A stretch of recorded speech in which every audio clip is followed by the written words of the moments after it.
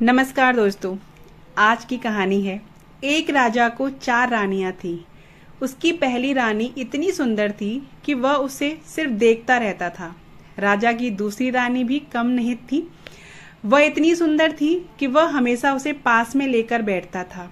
राजा की तीसरी रानी उससे भी ज्यादा सुंदर थी, इसलिए राजा उसे हमेशा हर जगह अपने साथ में ले जाता था। हाँ, राजा की चौथी रानी की तरफ राजा ने कभी ध्यान नहीं दिया। ना उससे प्यार से बातें करता था और ना उसे कहीं लेकर जाता था। राजा इस चौथी रानी को हमेशा इग्नोर करता था। समय बीता, राजा बूढ़ा हो गया और वह समय भी आ गया जब राजा अपनी आखिरी सांसें गिन रहा था। अपने आखिरी समय में राजा ने अपने पहले रानी को अपने पास बुलाया और पूछा कि क्या वह उसके साथ मरने के बाद भी जाएगी। रानी ने साफ साफ मना कर दिया और कहा वह राजा के साथ कहीं नहीं जाने वाली। राजा को बड़ा दुख हुआ। फिर राजा ने दूसरी रानी को अपने पास बुलाकर यही सवाल किया। दूसरी रानी ने राजा से कहा कि वह शमशान तक उसके साथ जाएगी, उससे आगे नहीं। राजा को अपनी तीसरी रानी से बड़ी आस थी।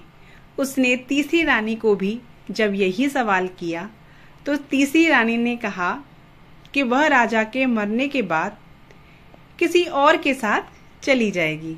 राजा अपनी तीनों रानियों का जवाब सुनकर बड़ा दुखी था और सोच रहा था कि जिनके पीछे उसने अपनी सारी जिंदगी लगा दी, वही उसका साथ देने के लिए तैयार नहीं है, तो चौथी रानी जिसे उसने कभी महत्व नहीं दिया, वह क्या साथ देगी। चौथी रानी खुद ही राजा के पास आई और राजा के बिना पूछे ही उससे कहने लगी कि वह हर उस जगह जाएगी जहां राजा जाएगा। स्वर्ग हो या नर्क, कोई भी प्राणी का जन्म हो, वह कभी राजा का साथ नहीं छोड़ेगी। अपनी चौथी रानी का जवाब सुनकर राजा की आंखों से आनंद के आंसू आ गए और उसने खुशी खुशी अपने प्राण त्याग दिए।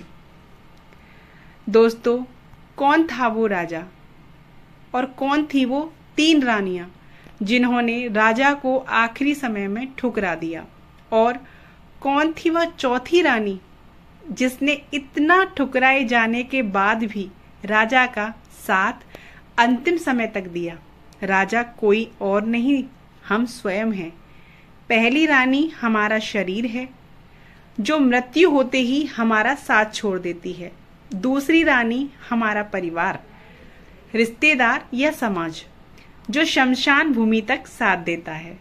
तीसरी रानी जो मृत्यु के तुरंत बाद किसी और के साथ चली जाती है, वो है हमारा धन यानी प्रॉपर्टी।